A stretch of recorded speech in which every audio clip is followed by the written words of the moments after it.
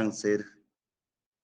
Iniciamos el día lunes con el primer grupo y el día martes sobre aspectos importantes preliminares sobre esta problemática. Y ahora vamos a hacer una incidencia en este tiempo y de hecho lo que hacemos es tratar de entender algunos aspectos y en esa dinámica desde la salud pública, desde el papel que le toca a enfermería, cómo podemos mitigar, controlar, prevenir este problema. Uno de los principales problemas de salud pública que actualmente enfrenta la humanidad, nuestro país en general. Bien, entonces, no sé si se encuentra con nosotros Lourdes. Sí, profesor. Ya, por favor, voy a pedir que enciendan su cámara tanto Lourdes como Henry Areste.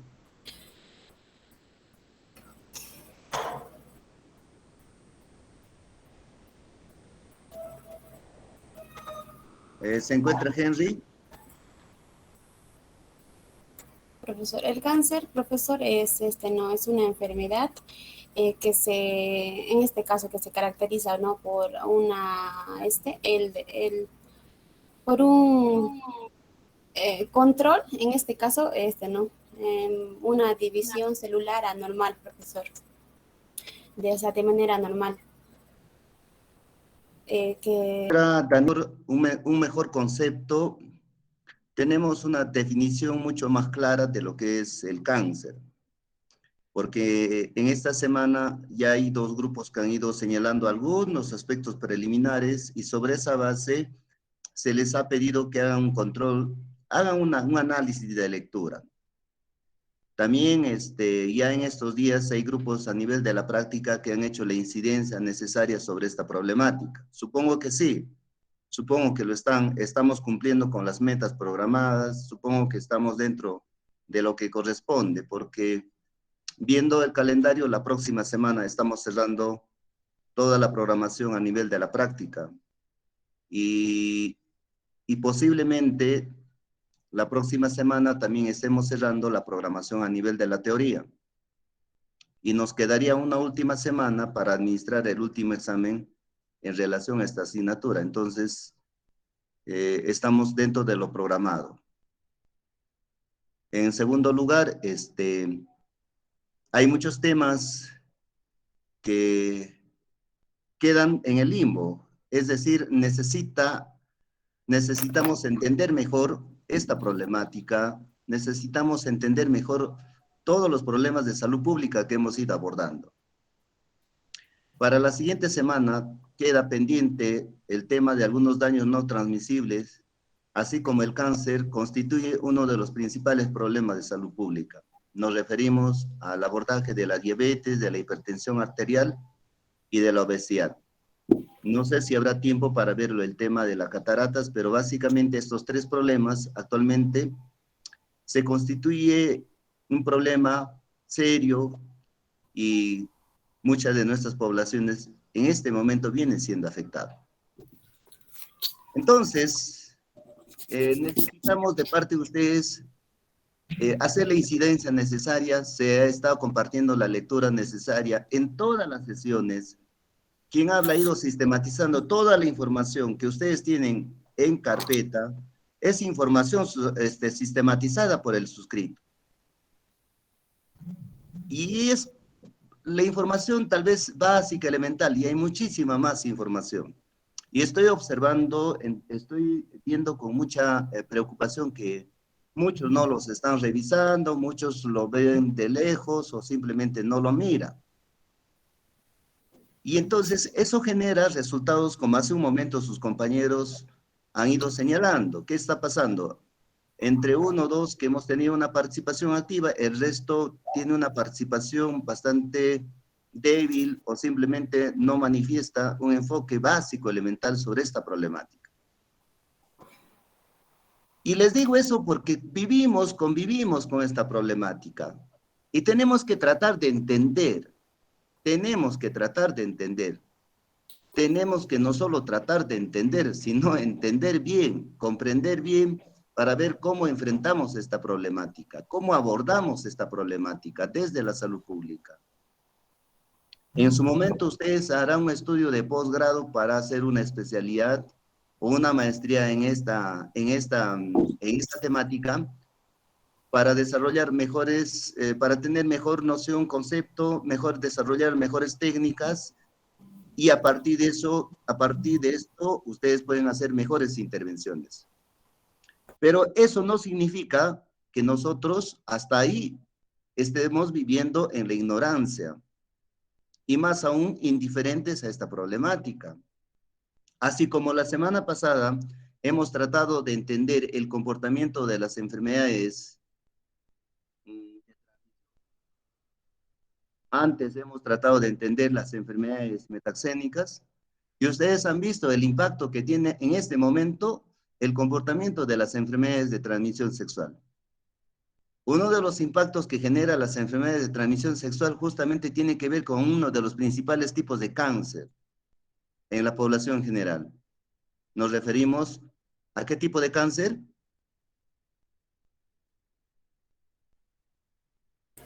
Del cuello. Cáncer del cuello uterino, profesor. Perfecto.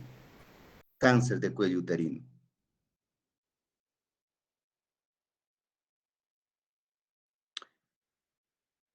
Entonces, no podemos tocar la temática de manera superficial. Eso significa que periódicamente tenemos que ir revisando, entendiendo publicaciones, artículos científicos en esta materia. No veamos con indiferencia cada uno de los temas. No lo veamos con indiferencia. No lo veamos porque simplemente el profesor lo dice y lo señala. Lo poquito que abordamos aquí es un ápice y ustedes tienen la tarea de investigar, de analizar, de comprender. En ese sentido, hoy día el cáncer viene creciendo de manera galopante y esta es una preocupación y lamentablemente muy poco se está haciendo para poder controlar esta problemática. Miren cómo ha ido evolucionando el comportamiento de los principales daños en del periodo 90 al año 2020 de diversos problemas de salud. Periodo 1990 al 95 es el negrito, 95 al 2000 es ya un poquito un color más intenso y así sucesivamente. Y el color más claro está entre el 2015 y 2020. Y si observamos el comportamiento de las infecciones ha ido de manera sostenida disminuyendo en las últimas décadas. Pero ¿qué ha ido ocurriendo con las enfermedades, con los problemas, con el cáncer, con las neoplasias en general? Miren cómo ha ido creciendo de manera vertiginosa, hasta convertirse en esta década entre uno de los principales problemas de salud. Y se estima que a la fecha podría ser actualmente constituye como la segunda causa de muerte en general. El mismo comportamiento pasa por las enfermedades cardiovasculares. Bueno, las enfermedades perinatales se mantienen ahí, los daños generados por agentes externos casi se mantienen y otros problemas, bueno, se mantiene el ascenso. Eso es lo que nos debe llamar la atención. Si continúa así, ¿qué va a ocurrir en los próximos 10 años? ¿Qué va a ocurrir? ¿Vamos a colapsar más los servicios? Ustedes saben muy bien qué significa una persona cuando es diagnosticada con cáncer. ¿Acaso tenemos toda la infraestructura sanitaria para poder resolver esta problemática? ¿Acaso tenemos los especialistas suficientes para poder abordar esta problemática? ¿Acaso se tiene los medios necesarios para poder responder a esta problemática? No es así. No es así. Aquí tenemos al 2018 incidencia del cáncer en el Perú, en ambos sexos. Y vemos de manera global, todos los tipos de cáncer en este momento están en ascenso. Se estima, o sea, actualmente se ha identificado más de 200 tipos de cáncer Y de ellos, el cáncer de próstata va casi a la cabeza junto al cáncer de mama, casi por ahí está el cáncer de estómago, luego viene el cáncer de colon, luego viene el cáncer de cuello uterino, y así vamos viendo, se mete en estos primeros lugares cáncer de piel y otros tipos de cáncer representa el 46.6%. Por sexo, en el sexo femenino, ¿cuál es el tipo de cáncer que más prevalece? El cáncer de mama, ¿ven? Vamos a poner un punterito para ver este tema.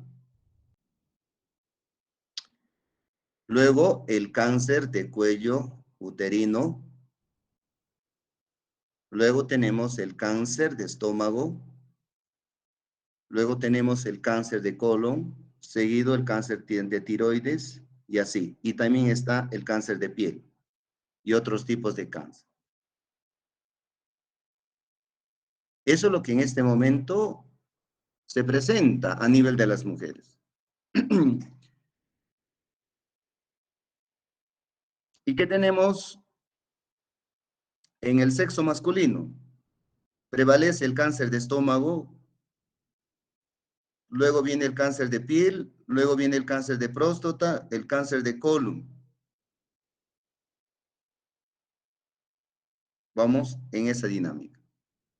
Aquí tenemos la tasa ajustada de mortalidad por grandes grupos de enfermedades. Y bueno, pues al 2015, las neoplasias malignas se constituyen en la principal causa de mortalidad por grandes grupos de enfermedades, seguido de las infecciones, etc. De hecho, en el contexto de pandemia del presente año y del año pasado, esto tal vez haya sufrido una modificación. Aquí tenemos la distribución de los casos de cáncer por localización topográfica y sexo en el Perú. ¿Qué es lo que prevalece de manera global? Lo que prevalece es lo siguiente. En mayor porcentaje prevalece el cáncer de cervix, que representa el 20.9%. Luego el cáncer de estómago con 11.1%. Luego el cáncer de piel. Miren pues, o sea, si hacemos un análisis diferencial, no hay mucha diferencia entre el cáncer de piel y el cáncer de estómago. Yo estimo que en los próximos años, probablemente el cáncer de piel va a sobrepasar al cáncer de estómago y al cáncer de todos los tipos de cáncer. Y algunos de ustedes me estarán diciendo, ¿por qué? Y ahí vamos a discutir tal vez el por qué más adelante. Muy seguido está el cáncer de mama, luego el cáncer de próstata, colon, médula ósea, tiroides, pulmón, etc. Por sexo, en el sexo masculino, ¿qué es lo que prevalece? El cáncer de estómago. Luego tenemos el cáncer de próstata. En tercer lugar está el cáncer de piel. A nivel femenino, ¿qué prevalece? Con 31.6% el cáncer de cuello uterino, seguido del cáncer de mama. En tercer lugar, encontramos el cáncer de piel. Y ahí nomás cerca el cáncer de estómago. El cáncer de estómago.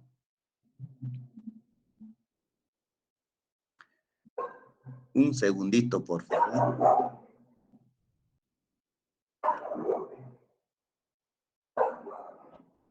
Entonces, las diferencias entre uno u otro tipo de cáncer no son tampoco abismales. Y por eso vemos en otros la cantidad de cáncer de diversos tipos. Ya nos debe ir llamando la atención estas cifras. Esta cifra data del 2017, es decir, no es muy lejano.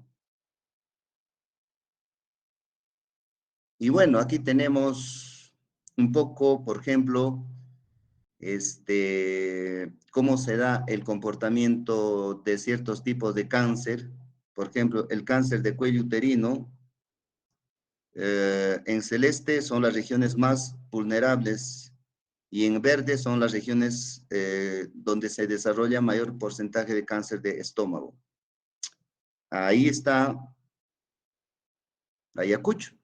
Sí, pues Ayacucho durante los últimos años ha ido reportando fuerte incidencia de cáncer de estómago.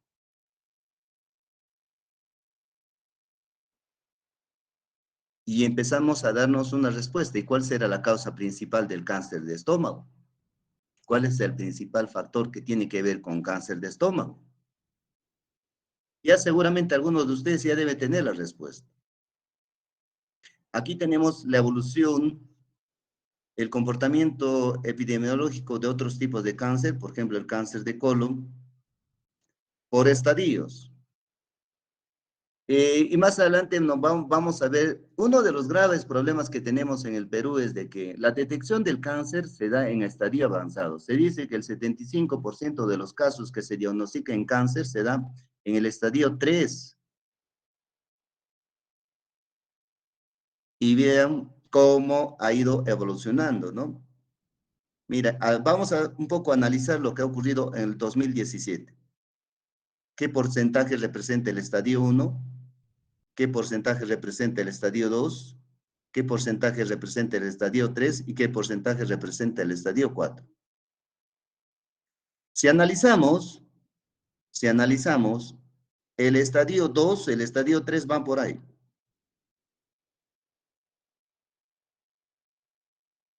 Y si analizamos el estadio 3 y el estadio 4, sobrepasa al estadio 2 al estadio 1. Eso es lo que hace un momento estoy confirmando. Lo mismo ocurre con el cáncer de cuello uterino. Al 2017, si bien cierto, hay mayor proporción de casos en estadio 2. Ese mismo comportamiento pasa en el cáncer de estómago. Entonces, ¿qué está pasando? La idea es detectar el mayor porcentaje de casos en el estadio 1. ¿Cuál es la creencia de la población general? La creencia de la población general es que el cáncer es incurable. Esa creencia debemos, como se dice, tenemos que retratar, tenemos que luchar contra esa creencia, porque cuando se detecta oportunamente el cáncer, estamos hablando de estadio 1, hay la posibilidad de que se trate, hay la posibilidad de que se cure la persona. Y los costos de atención, lógicamente, que se reducen. Pero tratar el cáncer en estadio 3, en estadio 4 es carísimo, eleva costos. Como decía sus compañeros, en este momento muchas de nuestras familias, amigos, personas conocidas buscan un cupo para lograr la atención en el Instituto Nacional de Enfermedades Neoplásicas de Lima. Aquellos bendecidos, o por suerte, llegan ahí. Igual pasa en salud. La mayoría no tiene la posibilidad de llegar ahí. Muy difícil, muy complicado. Aquí tenemos base del diagnóstico de los casos de cáncer de enero a diciembre. Bueno, y entonces ocurre lo siguiente. El 72.2% está determinado por histología de tumor primario, luego viene el 6.5% histología de metástasis, ¿no? Es una forma de diagnóstico. 5.7% se desarrolla a través de estudios por imágenes, 5.1% por citología, 2.8% por endoscopía y otros 7.1%. La principal forma de diagnóstico es a través de la histología de tumor primario. Pero esto es de un total de 7.537 casos. Aquí tenemos el método primario de diagnóstico de los casos registrados de cáncer a enero-diciembre del 2007. el método del primer diagnóstico, el mayor porcentaje, 63.8%, está dado por manifestaciones clínicas con síntomas. El 11% ha sido un hallazgo incidental por imágenes. El 7.4% mediante técnicas de detección, tamizaje.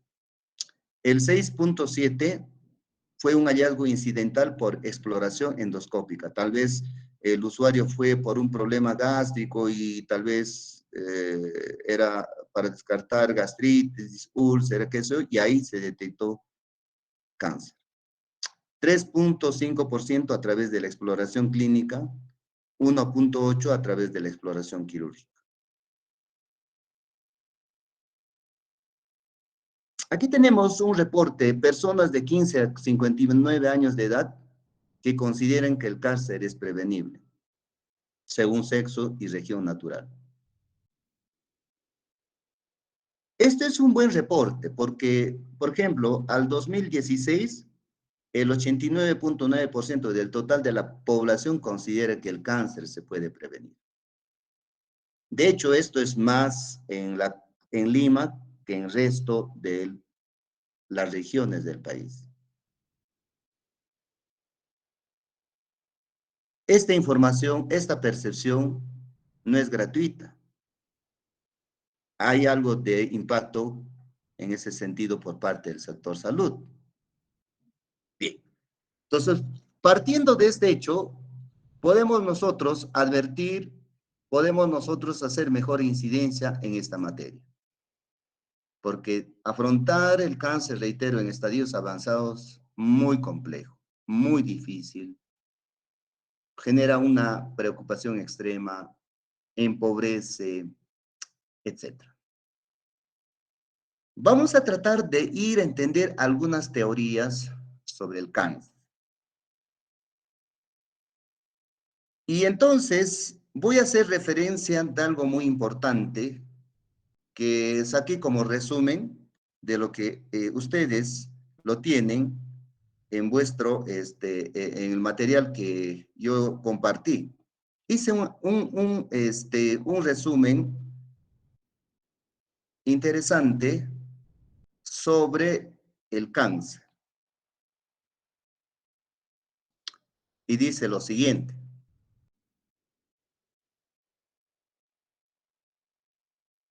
Respecto al cáncer, respecto al comportamiento de esta problemática, hay muchas teorías. Todas están en proceso. Algunas ya más claras que otras, pero todas están en proceso. Ustedes dirán, ¿y qué importancia tienen las teorías? Es que las teorías no nacen de por sí. Es producto del desarrollo del conocimiento. ¿Y cómo se desarrolla el conocimiento? A través de la actividad de investigación. A través de investigaciones certeras, fiables, se logra construir nuevas teorías. Las nuevas teorías pueden rechazar, ampliar, refutar a las teorías existentes. Lo máximo que ocurre a partir del desarrollo de una teoría es que se convierte en ley. ¿Sí? Entonces, por eso que las teorías en el tiempo evolucionan. En este momento, las teorías que explican el comportamiento del cáncer están en proceso de desarrollo. Y hay mucho por investigar en esa materia. Hay mucho por entender sobre esta problemática. No hay teorías totalmente definidas, claras, que nos ayudan a explicar ciertos aspectos respecto al comportamiento del cáncer. Por ejemplo, en este momento hay una lucha tenaz para poder tratar el cáncer, así como el COVID. Porque los tipos de tratamiento en estadios avanzados generan grandes efectos y ahí lo que se le valora es el riesgo-beneficio, pero a costa de un riesgo mayor. Se dice que la transformación maligna de las células normales ocurre de manera progresiva y es la resultante de la acumulación progresiva de una serie de cambios genéticos específicos que desobedecen a los mecanismos antitumorales que existen en todas las células normales. Estos mecanismos incluyen, primero, la desregulación de la traducción de señales, la acumulación de mutaciones que alteran estos sistemas, principalmente los que controlan los procesos de división y multiplicación celular. Y esto tiene que ver con la aparición del cáncer.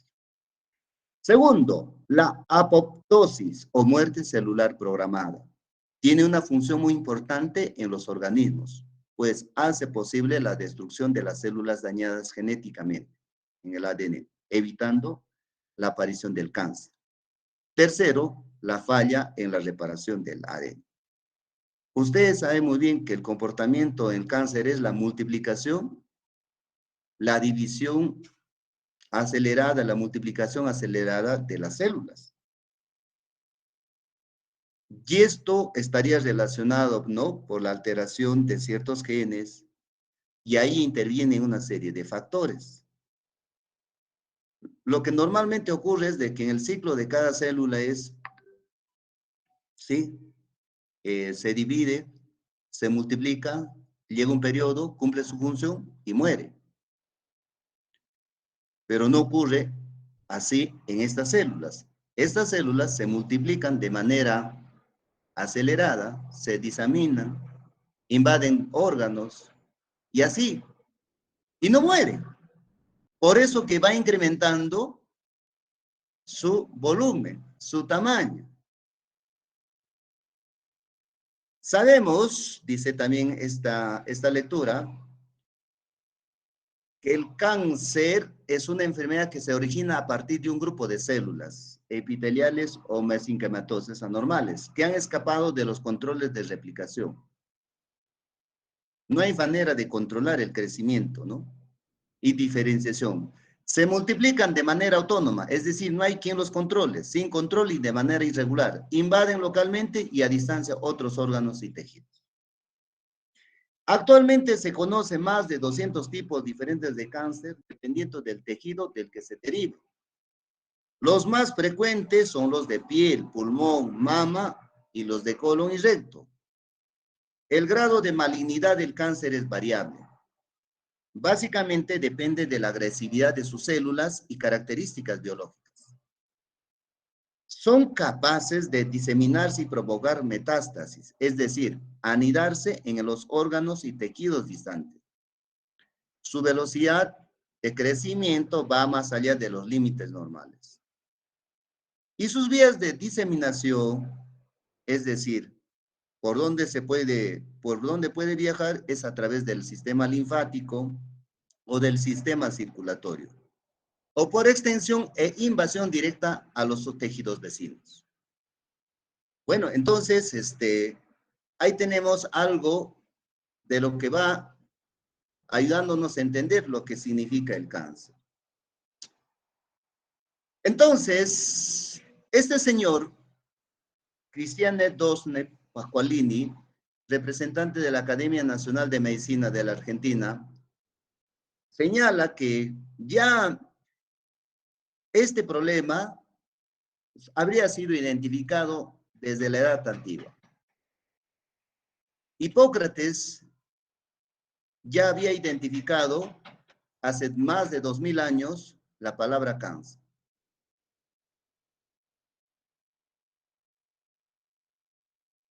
La teoría más antigua que aún está en vigencia habla que el causante de esta problemática sería un virus. Y esto lo habría sugerido este señor Peyton Rose en el año de 1911.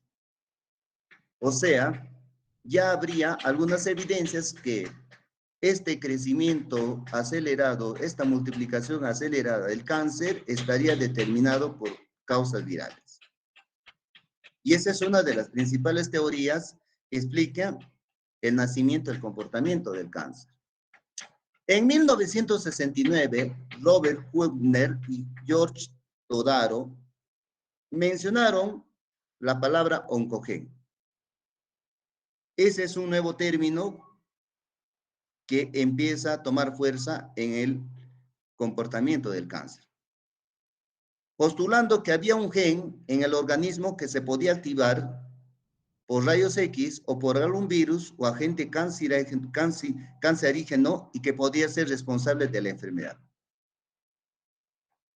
Ese es un término que tiene mucha fuerza en estas últimas décadas.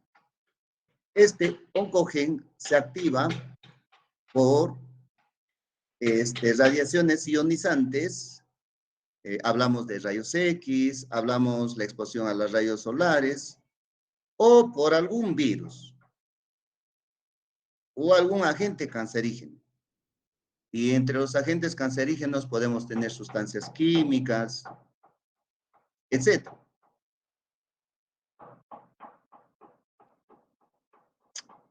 En la década de los 90 surgió la teoría génica, por la cual se postula que se produce una cascada de eventos. Entonces, esta teoría génica señala que hay toda una combinación, es decir, hay un conjunto de factores que predisponen el desarrollo del cáncer,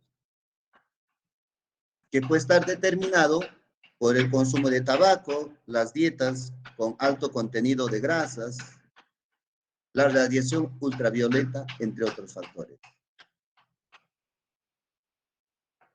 Es decir, no solo tiene que ver la activación de un gen, sino se acumulan ciertos factores que permiten el desarrollo de este problema.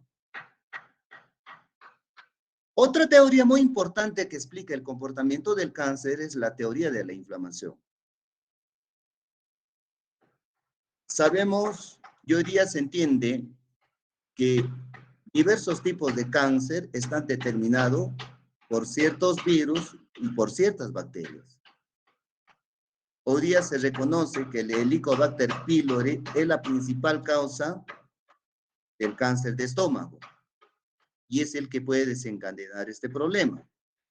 Es responsable de generar el proceso inflamatorio crónico.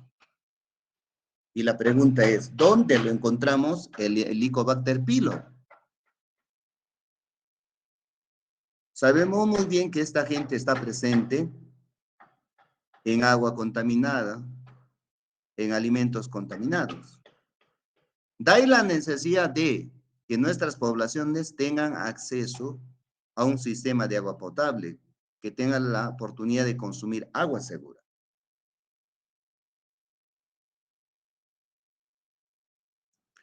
Se señala que el cáncer es una enfermedad generada por la mutación en determinados genes y que estos pueden ser de tres tipos. ¿Cuáles son esos genes? Los oncogenes, los genes supresores tumorales, genes de reparación del ADN. Los oncogenes se han descrito aproximadamente más de 100 tipos y son genes mutados que promueven la división celular. Proceden de otros genes llamados protooncogenes, encargados de la regulación del crecimiento celular. La herencia de estos oncogenes es autosómica dominante. Suelen ser receptores de la membrana. Entonces, si alteramos estos oncogenes, perdemos el control de la multiplicación y se procede el crecimiento acelerado celular. Segundo, genes supresores tumorales, encargados de detener la división celular y provocar la apoptosis, de controlar la muerte natural de las células. Cuando se mutan estos genes, las células se dividen sin control. Suelen ser factores de control transcripcional y traduccional. Entonces, cuando pierden su función normal, por deleción, traslocación, mutación puntual, se originan estos tumores. No hay la manera de cómo controlar esta replicación, esta división. y genes de reparación del ADN. Cuando el sistema de reparación es defectuoso, resultado de una mutación adquirida o heredada, la tasa de acumulación de mutaciones en el genoma se eleva a la medida que se producen divisiones celulares. Según el grado en que estas mutaciones afecten a oncogenes y genes supresores tumorales, aumentará la posibilidad de padecer neoplasias malignas. Entonces, vamos haciendo una primera conclusión, que el cáncer está determinado por la mutación principalmente de este tipo de genes, de los oncogenes, los genes supresores tumorales y los genes de reparación del ADN, que hacen que no puedan controlar la división celular, que no tienen la capacidad de poder controlar la multiplicación celular. ¿Sí? Entonces, ahí tenemos un aspecto muy importante para ir entendiendo. De hecho, hay una serie de factores que repercuten en la mutación de estos genes o en la, ¿no? Hay ciertos factores que predisponen, que gatillan este proceso. Y aquí se hace referencia de un conjunto de factores. Contaminación del aire, el agua, factores relacionados con la dieta, la obesidad, el sedentarismo, el tabaquismo, la radiación solar, factores hormonales, exposición temprana en la vida. Por ejemplo, exposición desde muy temprano a la exposición solar, etc. Virus, herencia, ocupación. Aquí tenemos un árbol para poder entender mejor por qué se da el problema del cáncer en general. Hoy día enfrentamos una alta incidencia, una alta mortalidad. ¿Sí? Y un factor importante tiene que ver con los estilos, factores comportamentales, hábitos, estilos. Y este es uno de los principales factores que desencadena el desarrollo del cáncer, factores comportamentales. ¿De qué? De consumo de sustancias psicoactivas, alcohol, tabaco, no uso de medidas de protección, ¿sí? Frente a la radiación solar, en la actividad sexual, los hábitos de consumo. Está determinado, está demostrado que el consumo elevado de alimentos procesados, el consumo elevado de grasas saturadas tendría que ver directamente con esta problemática. Entonces, hay todo un desconocimiento, hay toda una actitud indiferente por parte de la población para enfrentar esta problemática. Y es ahí donde tenemos que atacar. Y esto es básicamente en el entorno de la familia. No se consume mucha verdura, mucha fruta. Estamos más pendientes de la comida, de los alimentos procesados. De hecho, hay otro factor muy importante que son los factores genéticos. Y no es mucho el porcentaje, el impacto, pero hay que tener en cuenta. Y entonces esto pasa por desconocimiento y también por la no identificación de esas condiciones genéticas para el desarrollo del cáncer. Y para eso tendríamos que desarrollar toda una tecnología a nivel de los servicios de salud para detectar, y a través del estudio del genoma humano podemos nosotros detectar cuáles son esos genes que predisponen el desarrollo del cáncer. Otro factor muy importante que incide en esta problemática es la exposición a carcinógenos ambientales. Este factor está relacionado directamente por condiciones laborales inadecuadas y la falta de cultura frente a estos factores que tienen que ver directamente con el desarrollo del cáncer. En este momento, el trabajo se puede constituir como un medio o un espacio altamente vulnerable para el desarrollo del cáncer. Por ejemplo, los que trabajan en en construcción civil, aquellos que se exponen a diario con el cemento, con los polvos tóxicos, en las cerrajerías, en las carpinterías, las grandes industrias, etcétera. Los que trabajamos en el sector salud, nos exponemos a diferentes tipos de riesgos laborales. La exposición a rayos X, la manipulación de fluidos. Pregunto a todo el público, pregunto a cada uno de ustedes. La manipulación de fluidos, ¿qué tipo de cáncer puede desencadenar en el personal de salud?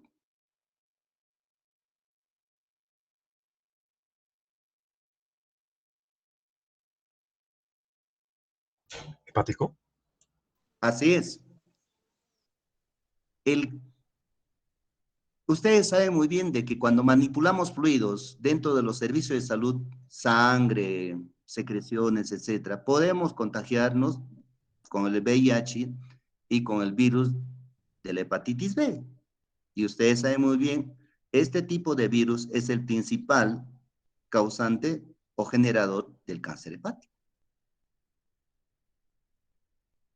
Bien, entonces hay todo un tema aquí por evaluar. Otro factor muy importante que tenemos es el acceso inadecuado a los servicios de salud oncológicos, determinado por servicios oncológicos desorganizados, servicios de tamazaje deficiente, servicios oncológicos de diagnóstico y tratamientos deficientes. Si nosotros vamos al establecimiento de salud, vamos a encontrar muchas deficiencias. Ahora, si vemos cómo está por niveles de atención, la situación es mucho más grave. Donde tenemos que captar oportunamente y tener personal entrenado para ver este problema es el primer nivel de atención. Y ahí muy poco se hace, o casi nada. Y ahí saludar a los colegas obstetras por su empeño por diagnosticar oportunamente uno a dos tipos de cáncer. Nos referimos al cáncer de mama y al cáncer de cuello uterino. Pero ustedes se han dado cuenta que no son los principales tipos de cáncer que afectan a la población. Y entonces tenemos que empezar a organizar, a gestionar mejor los servicios del primer nivel de atención para detectar. Y no es difícil hacer la detección, no es complejo tampoco. De hecho, ahora a través de la tecnología, nosotros podemos facilitar estos procesos. Entonces tenemos que darle incidencia necesaria al primer nivel de atención. Porque en este momento solo algunos hospitales tienen esa capacidad. Eso tenemos que trasladarlo al primer nivel de atención. Y bueno, sobre esa base ir mejorando la respuesta, la intervención, la capacidad resolutiva, la capacidad del personal para afrontar esta problemática. Aquí vamos a ver la contribución de ciertos factores de riesgo a todas las muertes por cáncer, a nivel mundial, en general. ¿Y cuál es el principal factor que impacta con mayor fuerza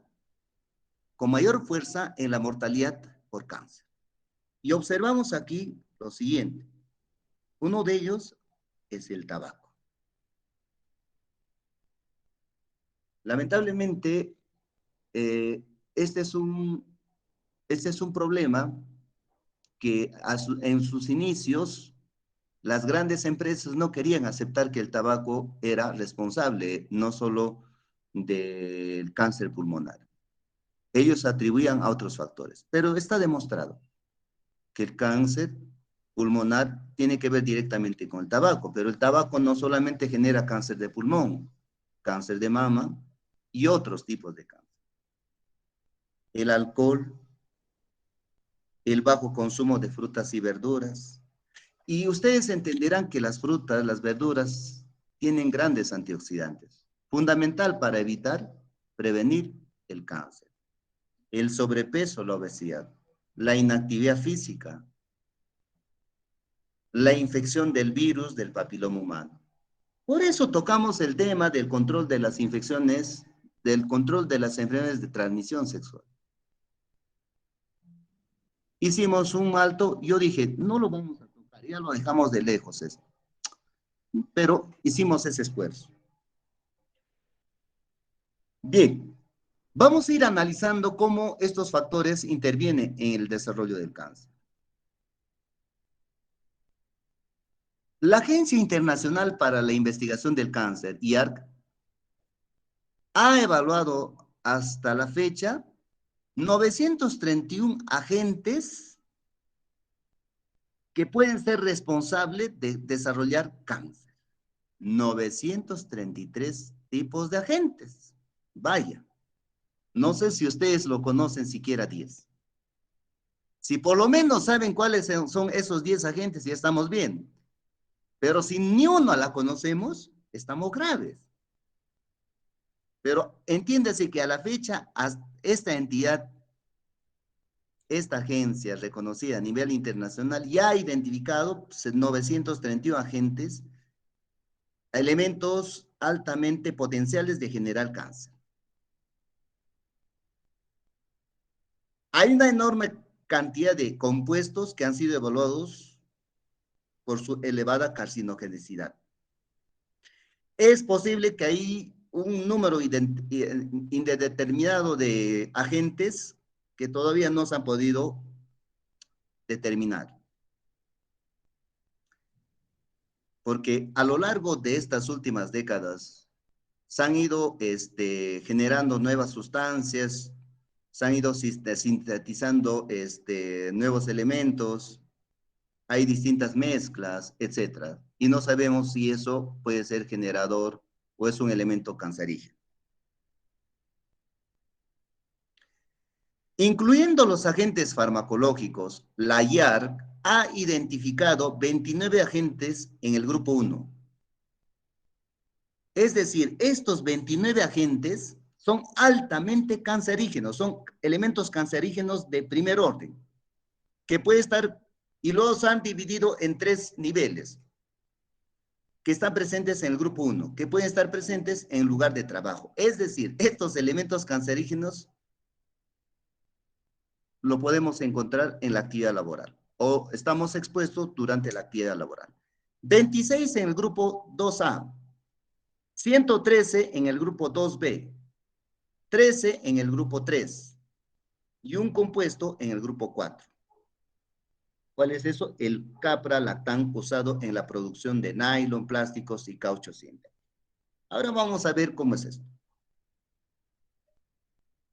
No sé si se logra bien. Observen bien esto, ya ustedes tienen el PPT, ahí ustedes lo pueden bajar, lo pueden mirar, porque a veces no es tan fácil identificar. Pero aquí hay algo muy importante. Mira, este es el cuadro 1, donde se observa agentes ocupacionales cancerígenos más frecuentes en Costa Rica. Un informe publicado todavía el año 2000. Clasificación de la IARC de agentes en cuanto a su potencial cancerígeno. Grupo 1, causa cáncer en humanos. Grupo 2A, probablemente cancerígeno para humanos. Grupo 2B, posiblemente cancerígeno para humanos. Grupo 3, no clasificable para carcinogenicidad para humanos, para datos inadecuados. Grupo 4, probablemente no cancerígeno para humanos. Vamos a identificar cuáles son esos agentes que están en el grupo 1, por ahora, y luego ya vamos a ver los otros. Luego vamos a ver el órgano afectado por cáncer. Y bueno, ¿cuáles son las fuentes de exposición? ¿Y cuáles son los agentes que están en el grupo 1? Vean, observen, en el grupo 1, la radiación solar. ¿Qué genera? Cáncer de piel. Seguimos, acá. Hidrocarburos poliaromáticos. ¿Qué genera? Cáncer de pulmón, cáncer de piel. ¿Cuáles son las fuentes de exposición? Emisiones de diésel, humo de tabaco, combustión incompleta de la materia orgánica, eso de cocinar con leña, brea, de alquitrán, petróleo, hollín, aceites minerales. altamente cancerígeno. Humo de tabaco ambiental, generadora de cáncer de pulmón. ¿Dónde lo encontramos? ¿Cuál es la fuente de exposición? Bares, restaurantes, discotecas. Cromo y sus derivados. Genera cáncer de pulmón, cáncer de nariz. ¿Dónde lo encontramos? ¿Cuáles son las fuentes de expresión? Cemento, acero, colorantes, pigmentos, soldadura, recubrimiento, aleaciones anticorrosivas, curtiduría, preservación de madera. Benceno, elemento altamente cancerígeno. En primer orden, ¿qué genera? Leucemia. ¿Dónde encontramos? Gasolina, fuentes de exposición, gasolina, solventes, thinner, ¿no? Cuando utilizamos el esmalte, utilizamos alto thinner, es un solvente en la industria química y petroquímica. Polvo de madera, el cuarzo, el radón y productos de desintegración. Esto quiero que lo miren con mucho cuidado, por favor. El formaldehído es un elemento altamente cancerígeno. Produce cáncer de nariz, faringe, leucemia. ¿Dónde está? ¿Dónde lo encontramos? Plásticos, textiles, lacas, colas, pegamento, fundición. Sobre todo, ¿no? Cuando pegamos, ¿con qué pegamos el PVC? Pregunto. Terocalbros. Ajá, muy bien. Tiene componente de formaldehído.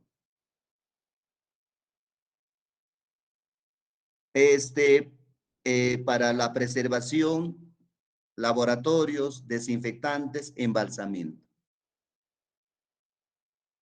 Es un elemento que se utiliza con mucha frecuencia en los establecimientos. Es una sustancia química. Y ahí tenemos la exposición a riesgos químicos, pues. Bueno, y así podemos ir haciendo referencia de otros elementos. Algo que es muy importante para nosotros, agentes cancerígenos reconocidos o potenciales presentes en el sector salud. ¿Y cuáles son esos agentes que están en el ámbito sanitario? Vean, óxido de etileno es un esterilizante altamente cancerígeno. El formaldehído, el humo de tabaco ambiental. A veces hay trabajadores que fuman, médicos, enfermeros que fuman altamente. El tricloroetileno y el tetracloroetileno se utiliza en lavado en seco. El benceno, solvente componente de gasolina, laboratorio. El asbesto, importante para el aislamiento, altamente cancerígeno. Drogas, hormonas y antibióticos cancerígenos, que incluyen agentes citotóxicos y antineoplásticos. Plaguicidas. El tetraclorodibenzoparadioxina, formado en los incineradores de desechos de hospitales. La radiación ionizante, el rayos X, altamente cancerígeno. El virus en el ambiente laboral, el virus de la hepatitis B, hepatitis C, el VIH, herpes, papiloma humano, altamente cancerígeno. Los gases anestésicos y agentes cancerígenos de los desechos hospitales son elementos cancerígenos. Pregunto, ¿esto hemos tenido información hasta ahora? ¿En algún momento hemos tenido la oportunidad de decir, oye, este producto es altamente cancerígeno? Caminar por el hospital no es como caminar dentro de la ciudad. Ojo, igual la ciudad hoy día es productora de elementos cancerígenos por la alta contaminación que genera el parque automotor, en algunas ciudades las industrias que provocan alto CO2, etc.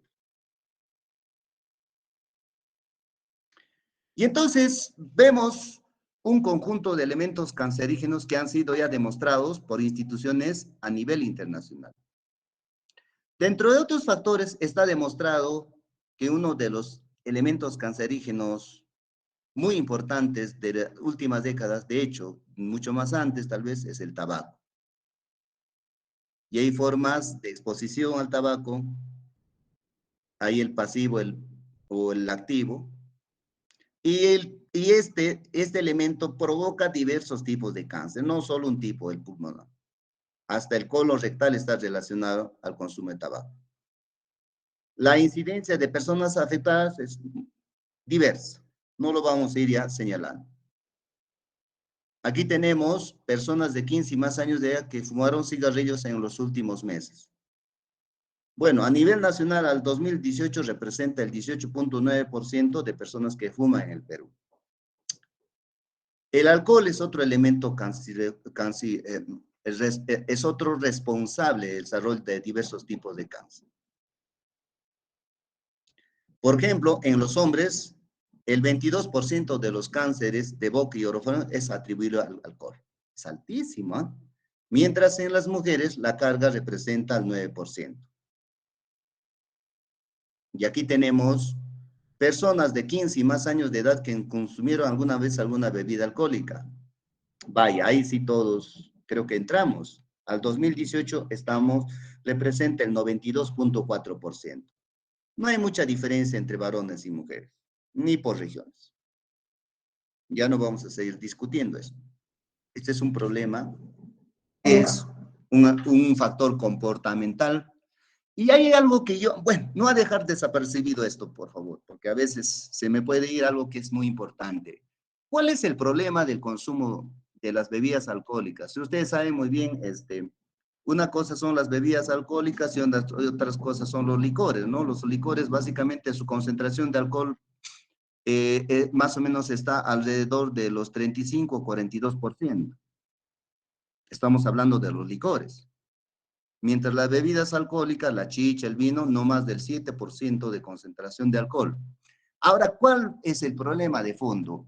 Tenemos 4 tipos de alcohol: el metílico, el propílico, el butílico y el etílico, ¿no? No sé si por eso lo estoy redundando, creo. Y el alcohol apto para el consumo es el alcohol etílico. Pero, ¿qué ocurre hoy día? Los demás tipos de alcoholes son alcoholes industriales que se utilizan como desinfectantes, como biocombustible, etcétera, como elemento, como insumo de otros productos. Pero, ¿qué ocurre en el Perú? En el Perú hay muchas organizaciones informales que trafican con estos tipos de alcoholes industriales. Los combinan con el alcohol etílico y eso sale a la población. Y eso si nosotros comparamos la toxicidad del alcohol etílico con los otros industriales, son altamente peligrosos y altamente cancerígenos. Y lamentablemente así hacen fortuna, pues.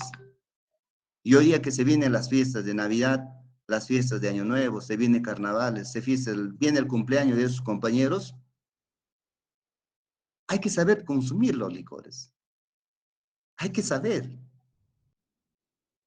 Un licor en la calle, un licor, un vino, así, el vino, como se dice, ya más o menos un vino, no baja pues de los 15 soles, de los 14 soles. Si encuentran un vino, una bebida alcohólica está por los 7, 8 soles, ya les debe llamar la atención. Si ustedes ven un pisco en el mercado, el pisco más barato, pero más o menos de garantía, no debe bajar de los 22 a 25 soles.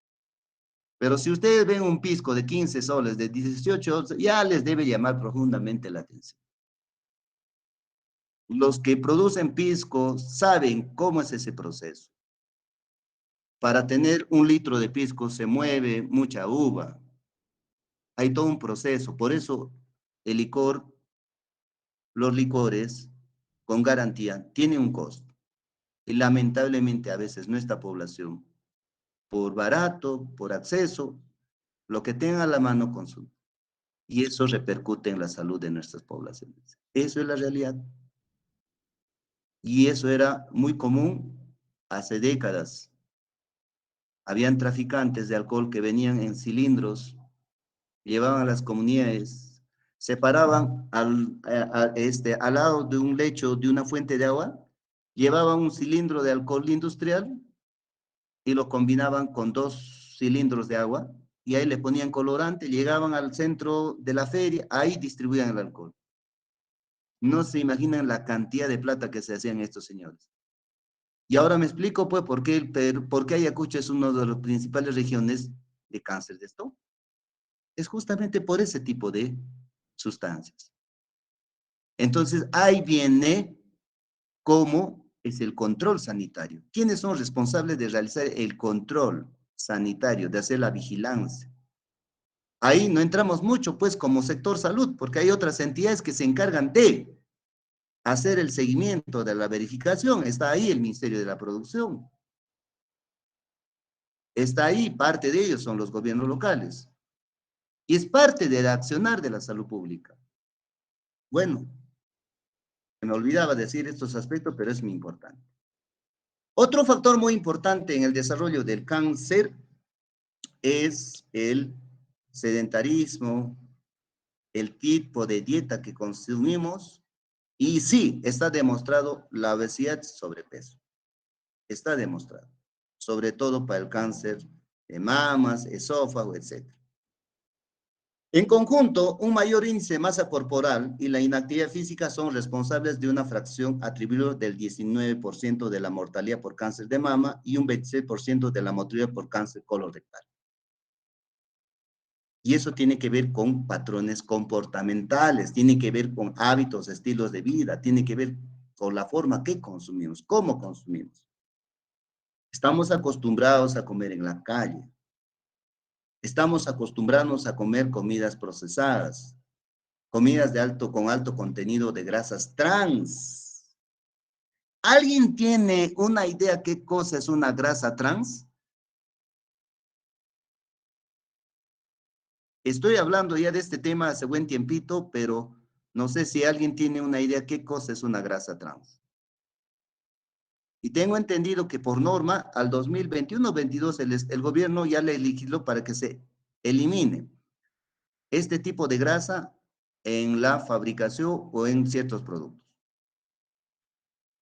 Lo van a tener que revisar porque la próxima semana justamente tiene que ver con esto. El tema de la obesidad tiene que ver mucho con consumo de grasas saturadas, alto consumo de grasas trans, ¿sí?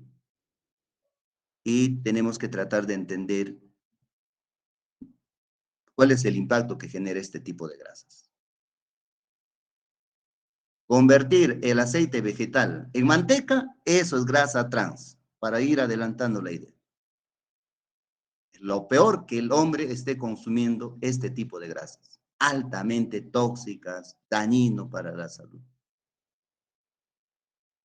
Por eso es muy importante entender cómo nos alimentamos antes de entender de cómo son los nutrientes, cómo son los alimentos, cuál es la función que cumple cada uno de ellos. El sobrepeso y la obesidad por sí solos son la causa del 40% del cáncer de útero.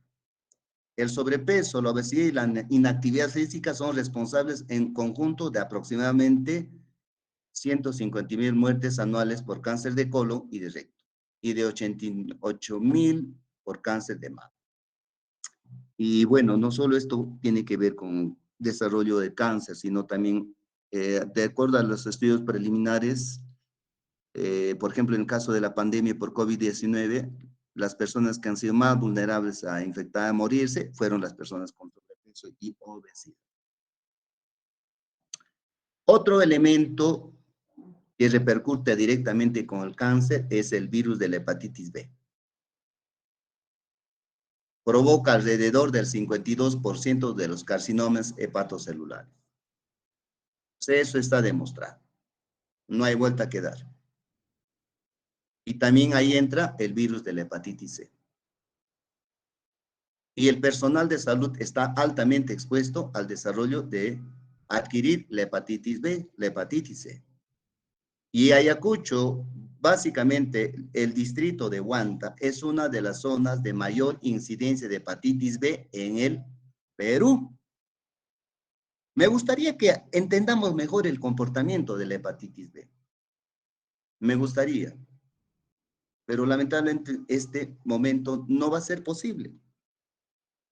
Hay todo bagaje sobre el impacto que genera el virus de la hepatitis B. Cuando no se controla este virus, no solo nos genera cáncer, sino nos puede extinguir a la raza humana. Y así se ha descubierto, así hemos podido evidenciar a lo largo de los años, de las décadas, en ciertas poblaciones indígenas. Poblaciones indígenas que han sido diezmadas por la hepatitis B han desaparecido por el problema del virus de la hepatitis. Otro factor son las aflatoxinas. Yo de verdad esto nunca lo había entendido asimilada, pero ahora que, y esto creo que los que tenemos más contacto con la producción de ciertos tipos de cereales recién nos vamos a dar cuenta. Mire, las aflatoxinas son sustancias tóxicas producidas por algunas clases de hongos, mohos, presentes de forma natural en todo el mundo. Pueden contaminar los cultivos de alimentos y suponen un grave peligro para la salud humana y del ganado, además de una importante carga económica, pues hacen que cada año se destruya un 25% más de los cultivos mundiales. Sí, esto es muy frecuente. Cuando uno cosecha el maíz, nosotros tenemos de pequeño y hasta ahora, ¿no? Tenemos una pequeña parcela, ahí sembramos. Y este hongo, este moho, pues afecta, como lo están viendo en la figura. Y a veces uno no lo limpia bien. Y tengo entendido incluso en algunos países esto lo dejan así como una costumbre y parte del alimento incluso. Y está demostrado como un elemento cancerígeno de alto nivel. Otro elemento cancerígeno es el virus del papiloma humano. Si bien cierto, los serotipos 16, 18 son los más relacionados, pero hay otros 10 tipos relacionados con cáncer de cuello uterino. Ojo, ojo, provoca casi todos los casos de cáncer de cuello uterino. El 90% de los cánceres de ano y 40% de cáncer genital. Ahora no solamente tiene que ver con cáncer de ano, cáncer de cuello. Ahora es responsable del cáncer oral. Problema serio. La contaminación ambiental. Y aquí vamos a encontrar elementos cancerígenos que están diseminados en el medio ambiente, sustancias químicas, productos químicos, producto de la contaminación del agua, de los suelos, ¿sí? El tema del consumo, el uso de la leña, el uso del carbón, son elementos altamente cancerígenos. Actualmente hay más de 40 agentes, mezclas y circunstancias de exposición en el entorno laboral. Y eso vamos a ir identificando poco a poco. Y dentro de ello encontramos a los metales pesados. Estos son uno de los elementos fundamentales que tienen que ver con el comportamiento del cáncer. ¿Cuáles son esos metales que tienen que ver directamente con el desarrollo del cáncer? Arsénico, mercurio, arsénico, plomo, cadmio, zinc, níquel, cromo. Estos elementos se pueden asimilar fácilmente, los pueden asimilar fácilmente los vegetales. Y eso llega luego a los animales y a nosotros. Bueno, no voy a hacer referencia de estos, tampoco esto. En general se considera que los metales son perjudiciales, pero muchos resultan esenciales en nuestra dieta. Y en algunos casos su deficiencia o exceso puede conducir a problemas de salud. Por ejemplo, necesitamos estos metales: el hierro, cobalto, cobre, hierro, manganeso, molibdeno, el zinc. Pero hay otros que no cumplen una función fisiológica. Pero nosotros necesitamos una determinada cantidad, no es que necesitamos cargas y kilos de zinc, kilos de hierro. A ver, consume 1 kilo de hierro, a ver qué va a pasar el día de mañana. Te vas a morir. Y entonces, algunas especies, tales como mariscos, moluscos, acumulan el cadmio proveniente del agua en forma de péptidos, ligadores, hasta alcanzar valores de concentraciones entre 100 y 1000 microgramos por kilogramo. En la carne, el pescado y frutas se han reportado valores de concentraciones entre 1 y 50 microgramos por kilogramo. Ahora vamos a ver esto. Lo único que voy señalando es lo siguiente. Por aquí no sé si está, mira, las plantas, los animales lo asimilan con facilidad los metales pesados. Y el organismo, para poder eliminar esos elementos, pasarían aproximadamente entre 30 a 40 años. Y si es sostenida, ahí viene la condición de riesgo para el desarrollo del cáncer. Límites máximos permisibles de concentración de metales pesados. Estamos hablando de mercurio, arsenio, cadmio y plomo en agua, suelo. ¿Cuáles son los límites permisibles? Por favor, eso debe quedar claro. Agua de consumo humano no debe sobrepasar de 0.001 microgramos por litro.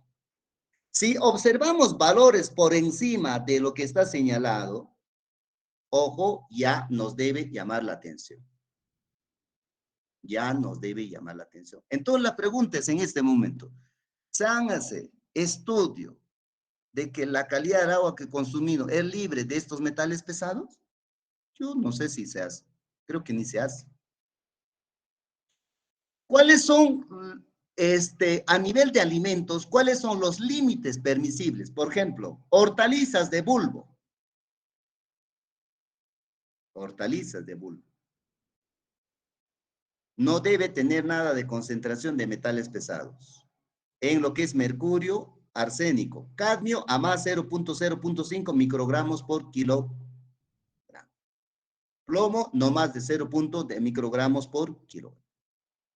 Por ejemplo, en lo que es carnes de habas, pollo, ahora que está de moda el pavo, no debe contener nada de mercurio, nada de arsénico, nada de cadmio. Se tolera a más 0.1 miligramos, máximo de 0.1 miligramos por kilogramo de plomo. Igual pasa con los cereales, igual pasa con los peces. La pregunta es, ¿quién hace el estudio de los alimentos que vienen a los mercados? ¿Quién se encarga de certificar que esos alimentos son libres de metales pesados? Les voy a poner una situación así clara. Miren, nosotros tenemos la planta de tratamiento de aguas de la Totorilla, que está aquí abajo, que en las noches emite un olor excelente. Es un olor como, ¿no? Es como un aroma que nos anima el alma. Falso, ¿no? Nos destruye el alma. No sé cómo vivirán la gente allá. Entonces, supuestamente allí se tratan las aguas residuales, pero no sé si el procedimiento que se hace es adecuado o no. Yo pienso que ahí no se está haciendo las cosas bien. Así como no se tratan bien los residuos sólidos, las aguas residuales no se tratan bien. ¿Por qué? Porque las aguas que van allá no solamente derivan de los desagües, sino también, ustedes saben, en Ayacucho hay gran cantidad de talleres, industrias. ¿Y dónde va a parar? ¿Dónde va a parar esas sustancias? Al desagüe, al alcantarillado. Y ahí va desecho de plomo, de cadmio, de arsénico. ¿Y dónde va? A las aguas, al pozo. ¿Y creen que eso lo derivan, lo manejan bien allí? No. Esa agua luego discurre ¿dónde? Para regar aguas más abajo, las plantas, las hortalizas. Entonces, ¿qué creen? ¿Qué estamos consumiendo? Estamos consumiendo nuestra muerte. Eso es nuestra pura realidad, señores estudiantes. Eso es lo que nosotros tenemos que empezar a identificar, esas condiciones de riesgo. Tanta ignorancia que tenemos. Sí, sí, se entiende que hay muchas empresas que lucran con el dolor o la muerte. Eso lo hemos visto en la pandemia. Se frotan la mano cuando hay más enfermos. Se frotan la mano cuando los antibióticos suben. Igual, se frotan la mano en este momento cuando haya más enfermos con cáncer. Eso no busca nuestra profesión y la salud pública. Bueno, entonces no voy a hacer mucha incidencia de estos elementos porque la repercusión que cada metal pesado tiene es diversa. Tan solo para decir, por ejemplo, el cadmio, mire, es el metal pesado, ingresa por vía respiratoria o por vía oral. Se transporta a la sangre y se concentra en el hígado y el riñón. El cadmio tiene la capacidad de acumularse en estos órganos. De otra parte, el tiempo de permanencia en estos órganos puede ser muy elevado. Así, el tiempo de vida media del cadmio en el riñón alcanza los 30 años. Y este elemento, este metal pesado, tiene mayor tendencia a acumularse en los vegetales. Y mira, estos son los principales elementos donde se encuentra el cadmio. Miren, pues, está a la vuelta de la esquina, el cadmio. Y esto se asimila fácilmente por las plantas, por los alimentos. ¿Qué genera cuando hay una exposición crónica y qué genera cuando se produce una intoxicación aguda? Lo mismo pasa por el plomo. El plomo puede inhalarse, puede ingerirse. Y cuando ingresa, tiende a distribuirse en diferentes partes de nuestro organismo. El plomo provoca retraso mental e intelectual. Bueno, y dice, el mayor depósito de plomo son los huesos, hasta por 20 años.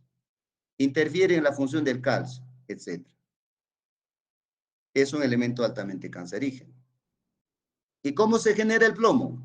Humos de fábricas, minas, depósitos de automóviles. Ahí está, las fuentes generadoras de plomo.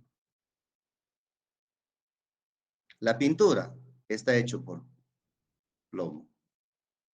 Estas casas donde están pintadas, ahí está saliendo el plomo. ¿Sí? El mercurio es un metal líquido a temperatura ambiente. También se puede inhalar y se puede consumir. Puede generar intoxicación.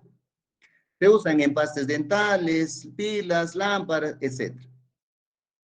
En fungicidas, pesticidas, productos farmacéuticos, cosméticos, cremas, está el mercurio, jabones de piel, termómetros, etc. El mercurio es un elemento para procesar oro, cobre, plata. Y tiene efectos teratogénicos devastadores. Es un alto elemento cancerígeno.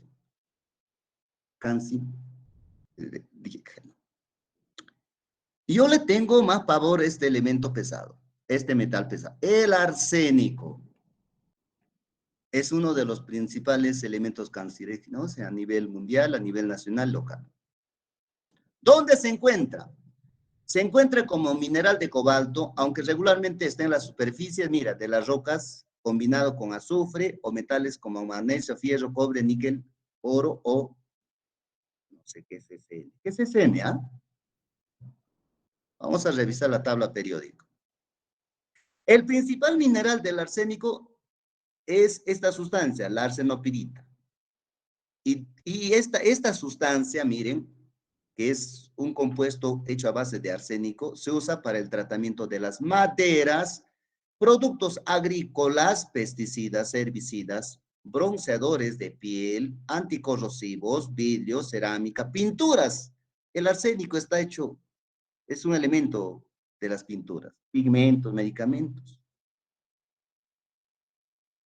En alimentación animal como factor de crecimiento, gases venenosos de uso militar, y también se encuentra en el tabaco. Este es uno de los principales elementos cancerígenos, por favor. Hay que tener cuidado con el arsénico. Estos son los límites máximos permisibles de arsénico. Hay que tener cuidado. No voy a hacer más referencia sobre el arsénico. Es uno de los elementos más. Otro elemento cancerígeno es la radiación. la radiación ionizante, los rayos X que se utilizan en los servicios de salud. También hay otras generadas por fuentes naturales, como el gas radón y materiales radioactivos. ¿Ya? Otro elemento es la radiación ultravioleta. Mucho cuidado con el cáncer de piel. Muchísimo cuidado.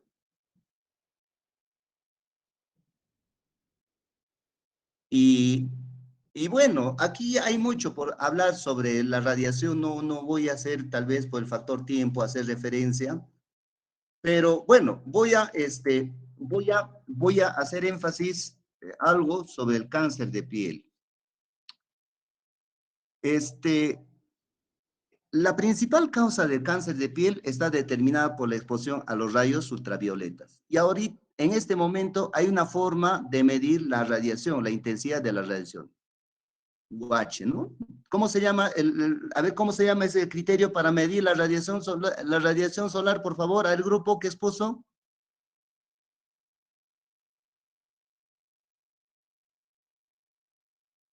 ¿Dónde estará el grupo que expuso?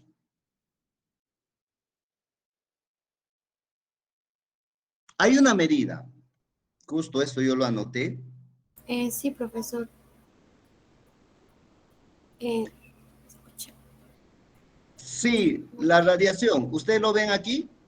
¿Sí?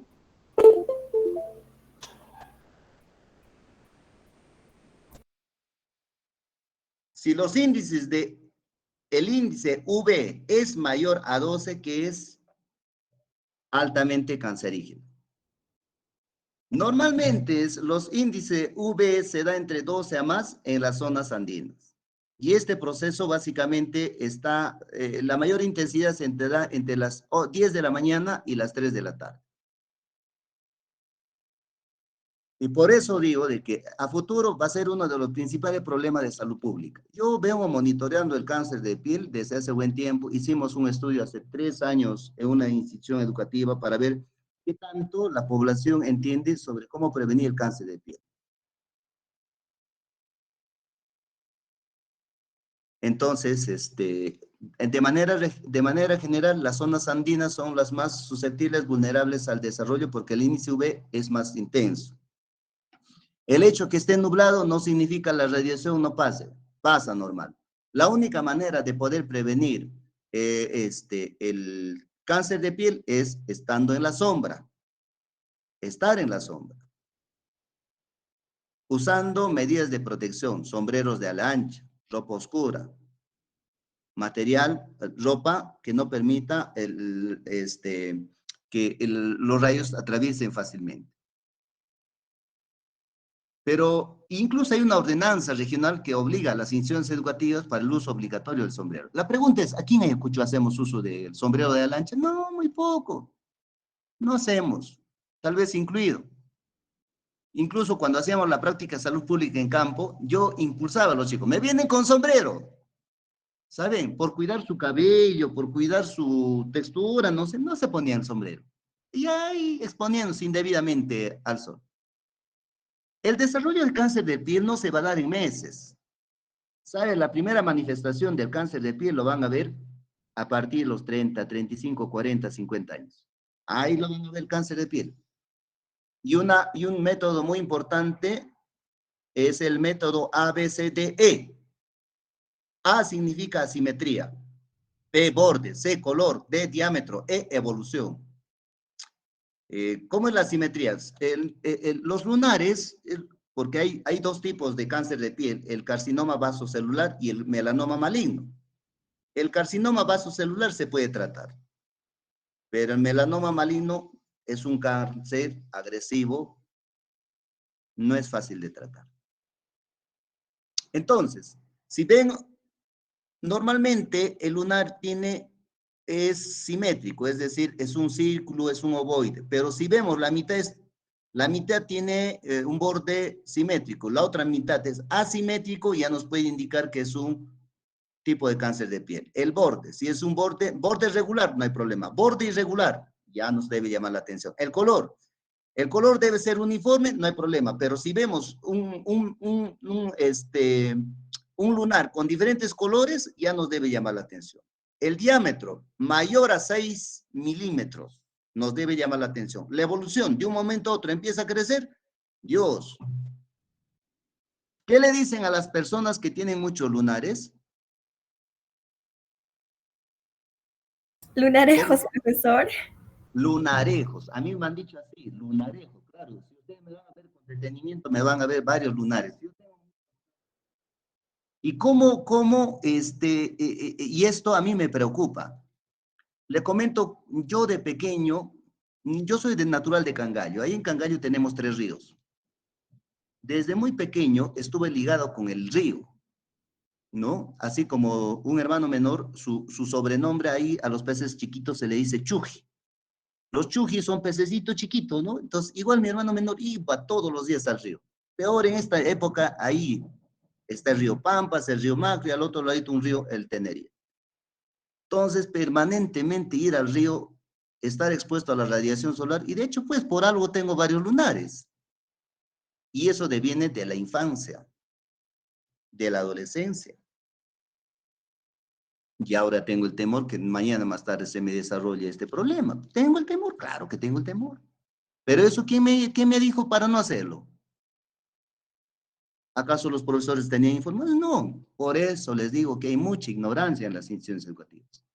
Ahora, si bien es cierto, mucha gente sale con su protector solar, hay técnicas para hacer uso, y los protectores solares no deben, hay un rango de, no debe ser mínimo a 90% de valor que establece. Y hay todo antes de salir con el protector solar, 10 minutos antes hay que protegerse. Y eso también es por un periodo corto. En realidad, técnicamente, los protectores solares es casi para mí una estafa. No ayudan mucho a controlar, a prevenir el cáncer de piel. No ayudan mucho. Y peor, si sudas, ya lavó todo el protector. Entonces, nuevamente tienes que utilizar, y los protectores solares son costosísimos, no son baratos. Claro, por ahí hay personas que te ofrecen gato por liebre, y lo que sea compras, y pues, ya tenemos el problema. Peor, no protege nada. Entonces, tenemos que hacer mucha incidencia, tenemos que mejorar nuestros comportamientos. De ahí de que se prohibió en las instituciones educativas la formación al aire libre. Solamente la formación debe ser antes que los rayos solares ingresen por periodo corto. Pero antes nos hacían formar. Uy, ¿cómo eran nuestras formaciones? Era al aire libre, parado, derecho, estilo militar, sin sombrero, nada. Así estábamos parados.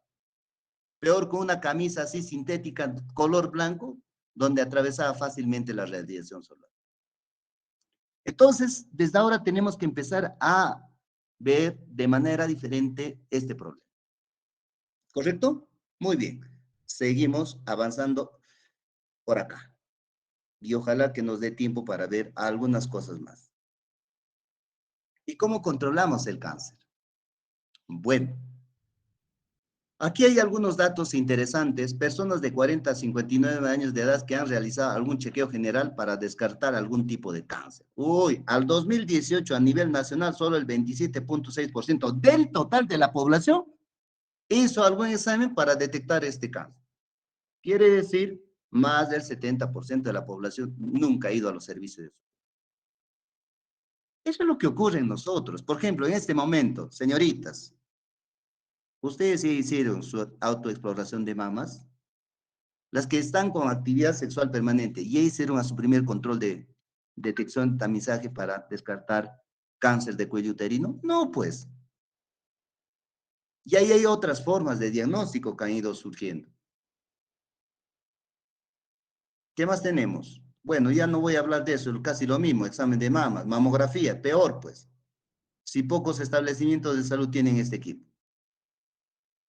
En el caso de mujeres de 30 a 59 años que han realizado la prueba de Papa Nicolau en los últimos 3 años. De 30 a 59 años representa el 61.8%.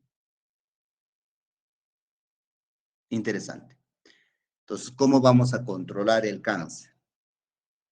¿Cómo controlamos el cáncer? Es una pregunta que yo elevo a cada uno de ustedes.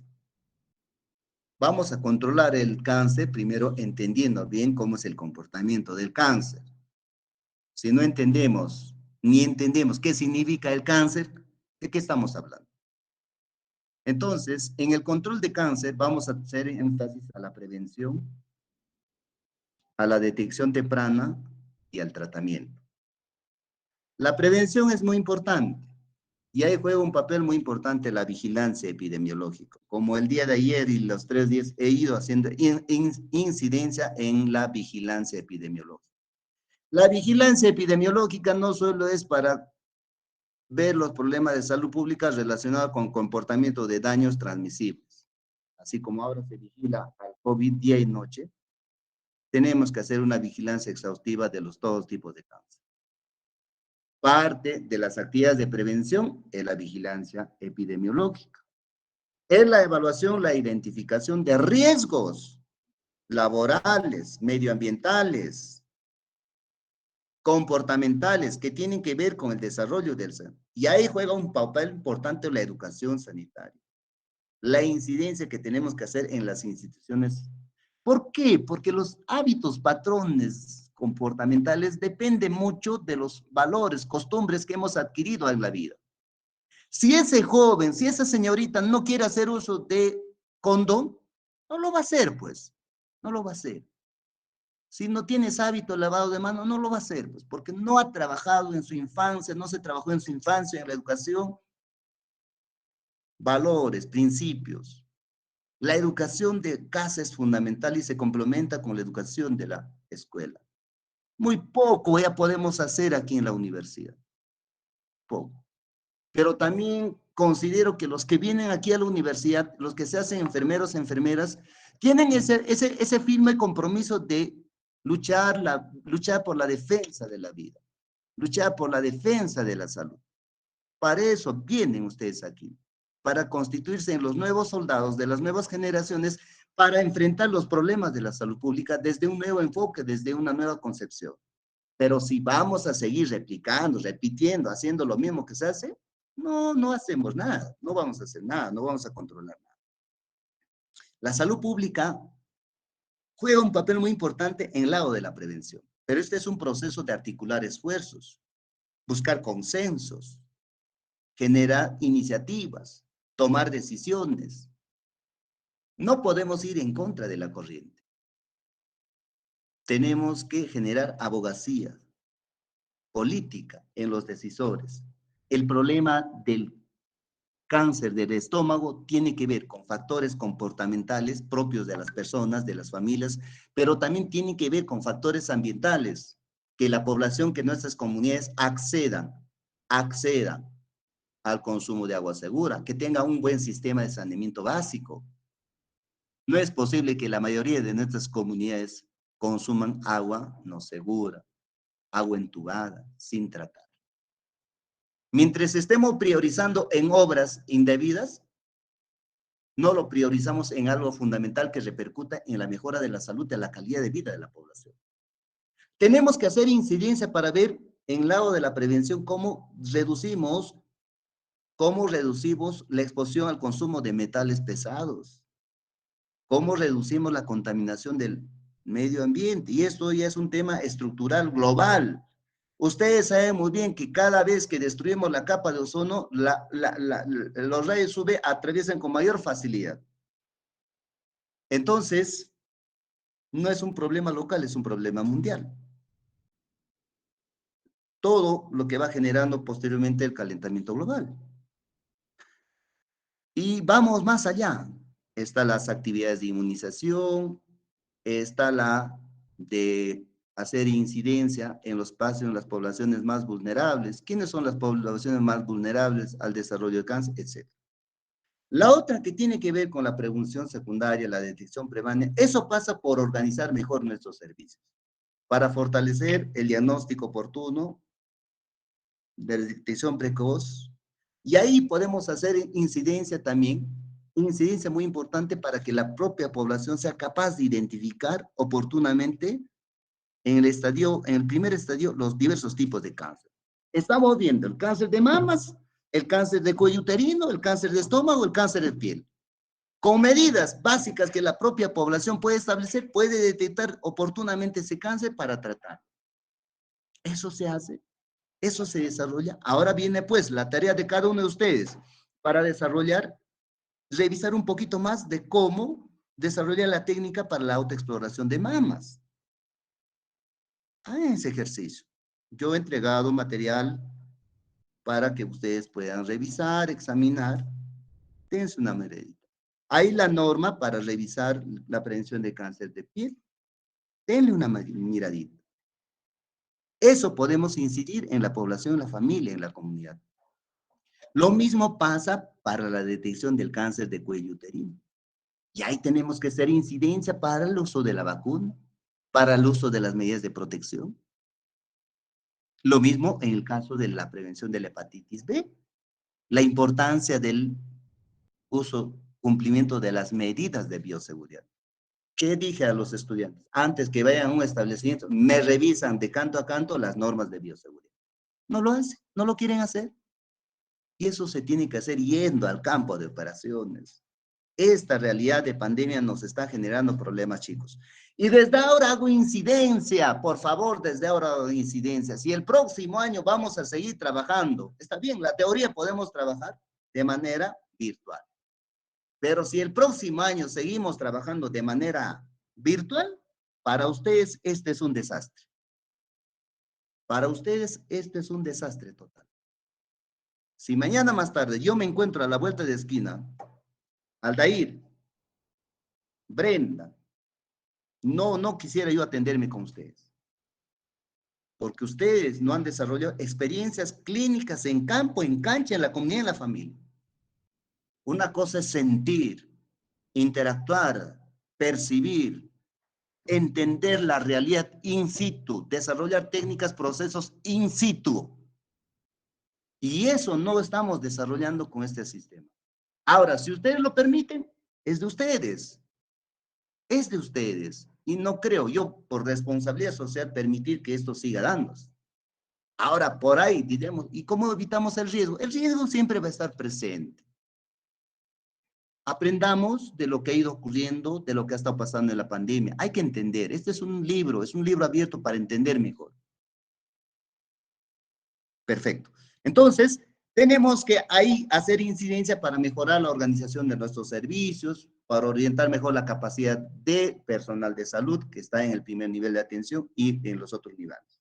El tratamiento, bueno, es otro nivel de intervención. Y entonces, hay todo un plan para responder a esta problemática y responde a cada etapa de proceso de desarrollo del cáncer. Esta diapositiva así lo resume. Por ejemplo, la iniciación, la promoción, la conversión y la progresión, que llega a ser el cáncer metastásico. La conversión a un tumor maligno y así. Entonces, si tenemos esta relación, nosotros podemos, aquí, en esta relación, podemos fortalecer la prevención y la promoción. Pero si hay algo que ya no surgió bien, hay una condición de riesgo, hay que incidir en la detección temprana, mediante el control de factores de riesgo, la vigilancia, tamizajes, etc. Pero si ha llegado una etapa de conversión, se presenta un tumor maligno, hay que hacer el diagnóstico, tratamiento oportuno y el seguimiento. Y si llega una etapa de progresión, bueno, esperaremos intervenciones del cuidado terminal y el soporte necesario. Hay acciones de prevención básicas, ampliadas, deseables, que podemos implementar. En ese marco, es muy importante en el tema de la prevención a nivel básico, la promoción de comportamientos adecuados, saludables, fomento de entornos saludables para reducir enfermedades crónicas, fomento de una dieta saludable, fomento de la actividad física, sexo seguro, lactancia materna adecuado, generar espacios públicos, entornos sin humo, evitar el tabaquismo, evitar el abuso del consumo de alcohol, evitar la exposición indebida a la radiación solar. De hecho, hay otros elementos como la inmunización. Miren, en el campo de la salud pública, ustedes saben muy bien que hay dos ejes muy importantes. De hecho, la función de la salud pública son 11, pero hay dos ejes muy importantes en el campo de la salud pública, que es la prevención y la promoción. Pero en el marco de la prevención hay una serie de acciones que nosotros desarrollamos. Una de ellas tiene que ver con la vigilancia epidemiológica. Otra tiene que ver directamente con el tema de la inmunización. Y no es la única. Hay otras actividades de prevención que ejecutamos en la población, en la comunidad, en la familia. Entonces, en el campo de la inmunización, necesitamos entender mejor toda esta dinámica, la forma. Porque la actividad de inmunización no es simplemente agarrar la vacuna y ponerla. No, no es eso. Tenemos que entender su amplitud en general. Porque ahora, con el desarrollo de la tecnología, han ido evolucionando diversos tipos de vacunas. No hablamos de un solo tipo de vacuna. Hablamos de varios tipos de vacunas. Por ejemplo, si hablamos de la vacuna contra el papiloma humano, si hablamos de la vacuna contra la hepatitis B, ¿y qué tipo de vacuna es? ¿Qué tipo de elementos tiene? ¿Cómo está compuesto esta sustancia? ¿Sí? ¿Cómo interactúa? ¿Cuáles son las reacciones adversas? ¿Cómo se administra? ¿Qué tipo de inmunidad genera? ¿Temporal, permanente? Todos esos detalles tenemos que entender. No se trata simplemente de poner y aplicar. Eso no es así. La aplicación de las vacunas no está exenta de riesgos. Tan solo una aplicación puede generar un shock anafiláctico. Y en ese momento lo mandas a otro si no intervienes oportunamente. Entonces, tenemos que darle una mirada especial a las vacunas, porque esta es una de las actividades muy importantes que desarrollamos en el campo de la salud pública, los y las enfermeras.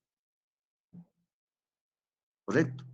Entonces, sí hay una tarea de entender mejor la vigilancia epidemiológica, hay una tarea de entender mejor la inmunización, la promoción de la salud a partir de las grandes 5 líneas de acción.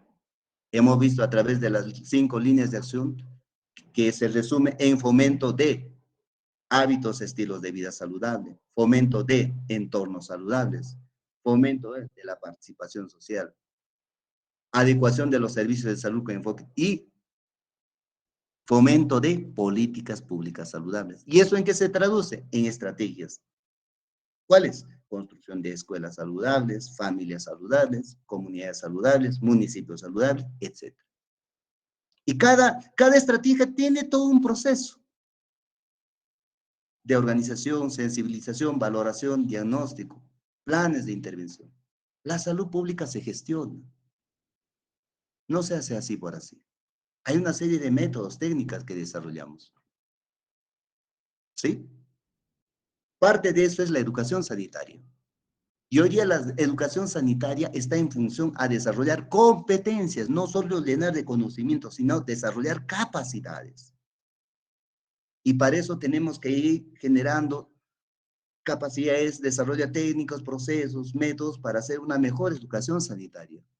Y a veces ahí tenemos muchas limitaciones. ¿Cómo nos damos cuenta que sí estamos entrenados para hacer una buena capacitación? Ahí están pues las exposiciones. Ustedes pueden hacerse la autoevaluación desde que iniciaron hasta que estamos en ese momento. ¿Cómo han ido haciendo la incidencia de sus exposiciones? ¿Sus exposiciones respondieron a un buen plan de capacitación? ¿Qué competencias han logrado en el tiempo que se les ha dado? La mayoría de las exposiciones han tenido dificultades y en algunas no han ni siquiera llegado a lograr la expectativa en el primer momento. No han captado el interés. Parte de nuestra función de los enfermeros es la educación sanitaria. Y la educación sanitaria hay que desarrollarla desde este momento, de formas diversas. Entonces, ¿cómo estamos? ¿Estamos ya en la capacidad para hacer una buena educación sanitaria?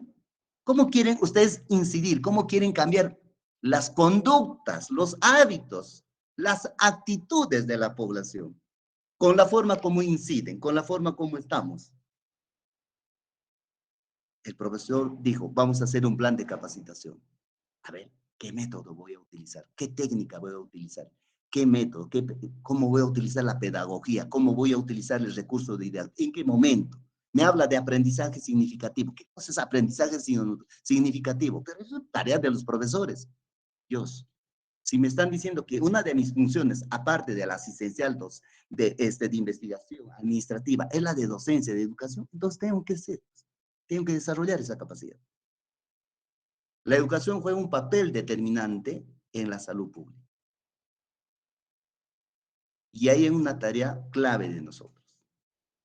Pero si no, nosotros no nos entrenamos, no queremos entrenar, ahí viene el problema. Ahí vienen los graves problemas. Muy bien, entonces hay mucho por desarrollar, hay mucho por entender sobre esta dinámica. Con esto voy a finalizar. No sé si hay algún comentario final de parte de alguno de ustedes, por favor. El tiempo salió volando, se fue volando.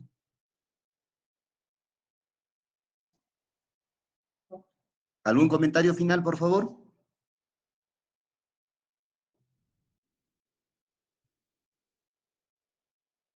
Respondiendo, revisando más artículos científicos. Lo que les exhorto es a revisar, a examinar. Por favor, nos queda una última semana. Para esta última semana voy a cargar información que tiene que ver con lo que es control de la diabetes, control de la obesidad y control de la hipertensión arterial. Eso lo debo hacer a más tardar en el transcurso de esta mañana, a más tardar entre hoy y mañana. Vienen ya preparados para la próxima semana. Me la revisen. Dense un tiempito, por favor. Denle un tiempito porque es muy importante entender mejor estos aspectos. No vengan con improvisación. Hagamos una mejor interacción la próxima semana. Hay un último grupo que va a hacer la incidencia necesaria, pero esperamos que este grupo llene las expectativas de cada uno de ustedes, pero va a partir mucho de ustedes también de entender por anticipado estos temas que son fundamentales. No es posible que en el primer nivel de atención haya enfermeros y enfermeras que no tengan la capacidad de identificar oportunamente un caso de diabetes. O no tengamos la capacidad para poder detectar un cuadro de hipertensión arterial. No, eso no podemos. Nos entrenamos para eso. Nos entrenamos para eso. Muy bien, hemos finalizado con nuestra sesión, con nuestra actividad, señores estudiantes. Algunas indicaciones, algunos aspectos, ya cada grupo, cada docente está haciendo la incidencia. Espero que los docentes que están viendo el tema del trabajo de grupo, del trabajo práctico, estén haciendo la incidencia necesaria y a ustedes, ya cada uno va desarrollando la metodología pertinente en la mira de lograr todo lo que hemos ido trazando al inicio del ciclo, del semestre, perdón. Muy bien, eso sería todo y conmigo hasta otro momento. Muy buenas tardes.